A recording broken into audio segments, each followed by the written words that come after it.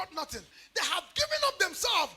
They are washing their clothes and they were about to go home. But when they handed over their boat, their ship to Jesus to use it, when they handed over their life, their time, everything that concerns them to Jesus, and after using it, there was a mighty turnaround in their business. There is something about Christians that some of us think that anytime you are a pastor calls for offering or calls for seed, you think the pastor is doing you mugu. Can I suggest to you that some of the seed you saw here today is some of the things we use to evangelize and win souls?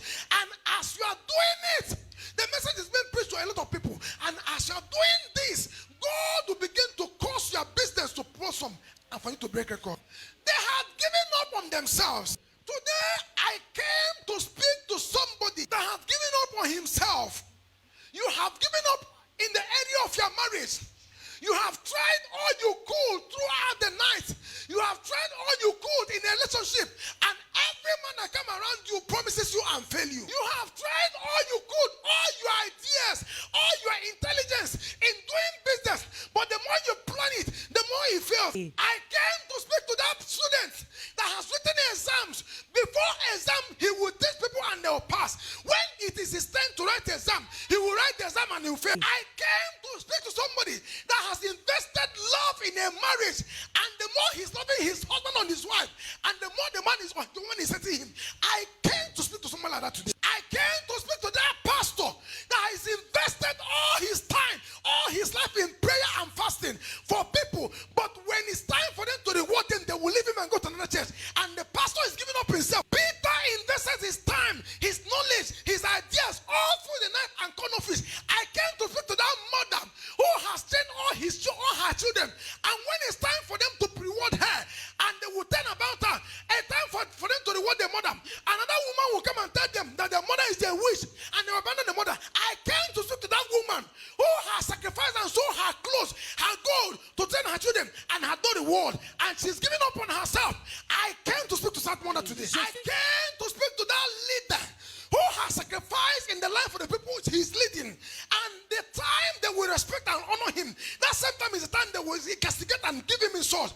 I came to speak to that person who had given up on himself, who think that coming to church is a waste, who think that leading people is a waste, who think that giving people arms is a waste. I came to speak to you, but today I came to declare that after today's service, there will be a mighty turnaround. Amen. One of the evenings we came to pray, I was going home after prayer, and I go to a place around Kukomemle, before Joy FM, the place we used to buy rice.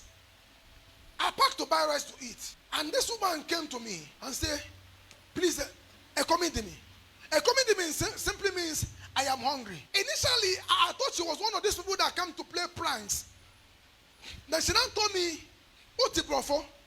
I said yes. Then she began to speak English. So I said, why is a woman speaking such English? What are you doing begging? Then she told me, I am not only begging, I am also homeless.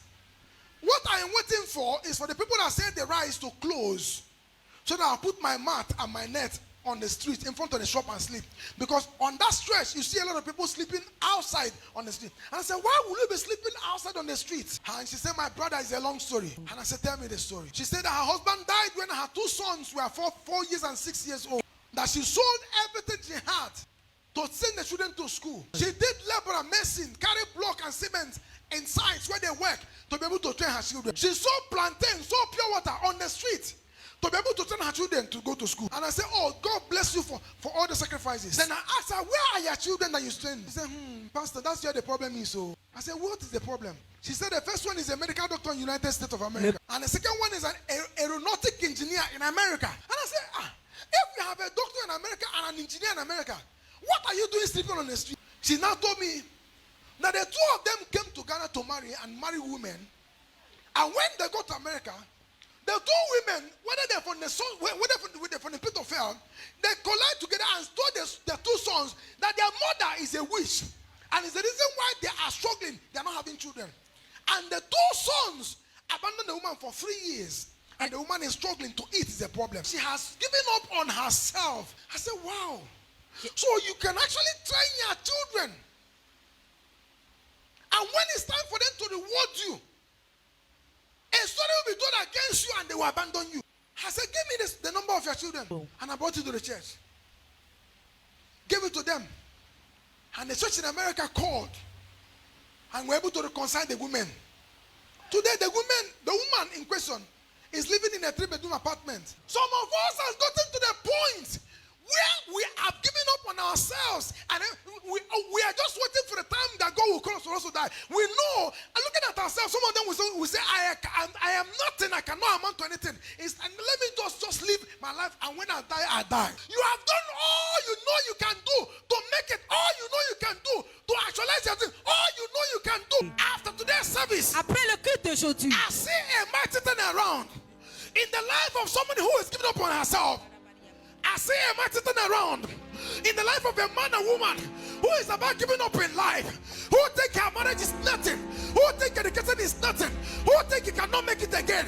I see God bringing a mighty turn around. Amen. Say, I receive it. I receive it. Thank you for watching this short video. The next video comes up shortly. If you're a foreigner and you find yourself in Ghana, Francophones or Anglophone, you are an European, you are an American, I want to inform you that you have a home in Royal House of International.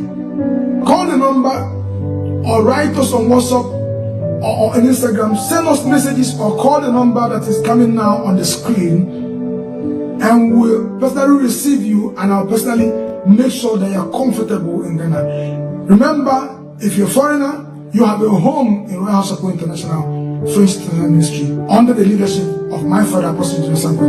Join us Every Sunday, 9 a.m. to 11:30 a.m. Tuesdays, Restoration Hour, 5:30 to 8 p.m. All night sessions, last Friday of every month.